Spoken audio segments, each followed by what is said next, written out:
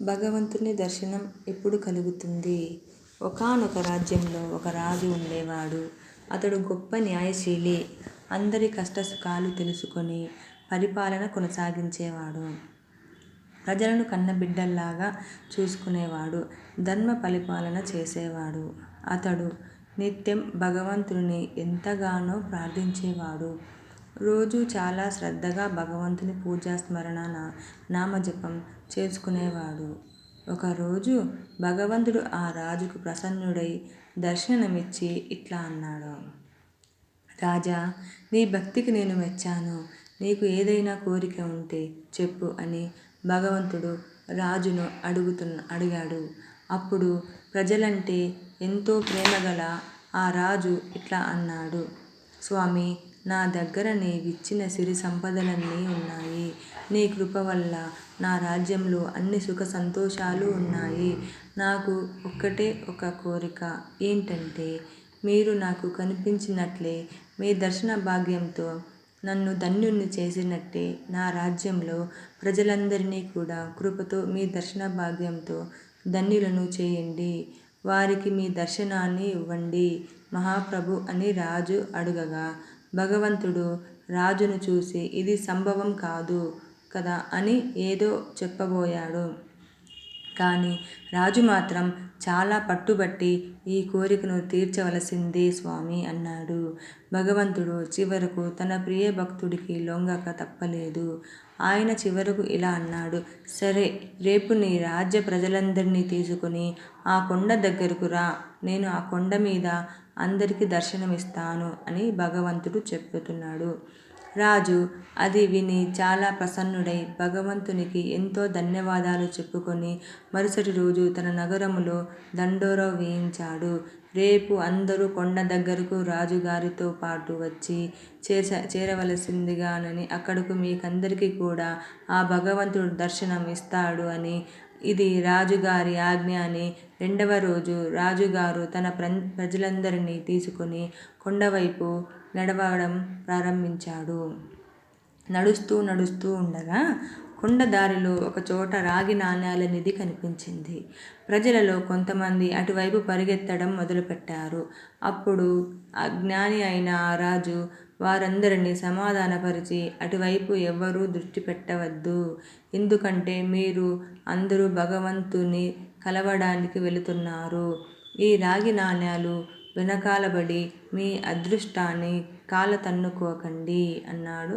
కానీ లోభం, ఆశ వల్ల వశీభూతులైన ప్రజలు కొంతమంది రాగి నాణేల దగ్గరే ఆగిపోయి ఆ నాణేలను మూట కట్టుకుని తిరిగి తమ ఇంటి వైపుకు వెళ్ళిపోయారు.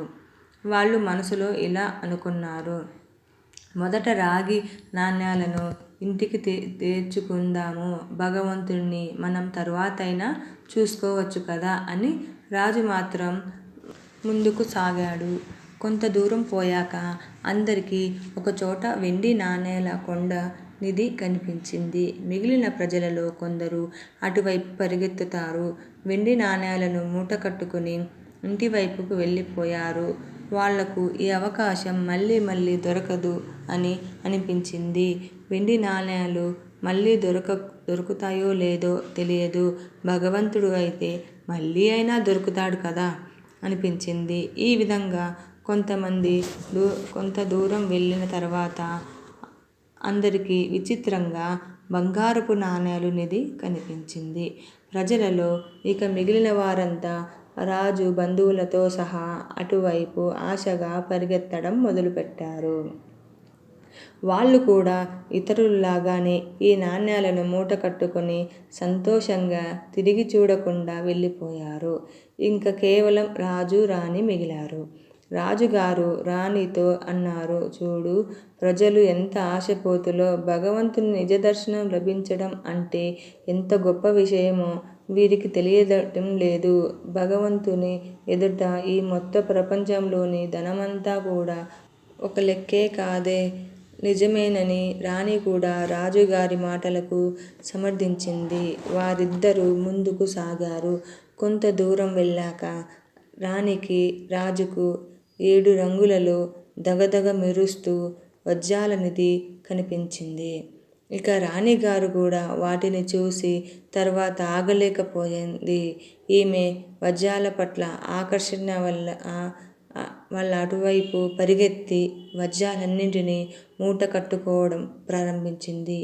మీరు త్వరగా వెళ్ళిరండి. నేను మీరు వచ్చేలోపు వీటన్నింటినీ పోగు చేసి ఉంచుతాను అంది. అది చూసి రాజు ఎంతో బాధపడ్డాడు. మనసును విరక్తి చెంది చాలా బరువైన మనసుతో ఒక్కడే ఒంటరిగా ముందుకు సాగాడు. నిజంగా అక్కడ భగవంతుడు నిలబడి ఉన్నాడు. రాజును చూస్తూనే భగవంతుడు చిరునవ్వుతో అడిగాడు, ఎక్కడ ఉన్నారు నీ ప్రజలు, నీ బంధువులు? నేనెప్పటి నుంచో ఇక్కడే మీ అందరి కోసం ఎంతో ఆతృతతో ఎదురు చూస్తున్నాను. రాజుగారు చాలా సిగ్గుతో భగవంతుని ముందు తలదించుకున్నాడు. అది చూసి అప్పుడు భగవంతుడు రాజుకు ఈ విధంగా వివరించాడు. ఓ రాజా, ఎవరైనా సరే తమ జీవితంలో భౌతిక సంసారిక లాభాలను నాకంటే ఎక్కువ అని ఎవరు భావిస్తారో వారికి ఎప్పటికీ నేను కనిపించను. వారు నా స్నేహాన్ని కానీ కృపను కానీ ఎన్నటికీ పొందలేరు. ఎవరైనా సరే తమ మనస్సు, బుద్ధి, అంతరాత్మతో భగవంతుని శరణు వేడుతారో, ఎవరు తమ లౌకిక మోహాలన్నింటినీ విడిచి ఇష్టంతో భక్తితో భగవంతుని కొలుస్తారో వారు అన్ని కర్మల నుండి విముక్తులై మోక్షాన్ని పొందుతారు అన్నాడు. నిజానికి ఈ సృష్టిలో భగవంతుడు ఎవరికీ ఎక్కడా కనిపించడు. భగవత్ శక్తిని అనుభవపూర్వకంగా తెలుసుకోవాలి. ఈ వీడియో గనక మీకు నచ్చినట్టయితే జై శ్రీరామ్ అని కామెంట్ చేయండి.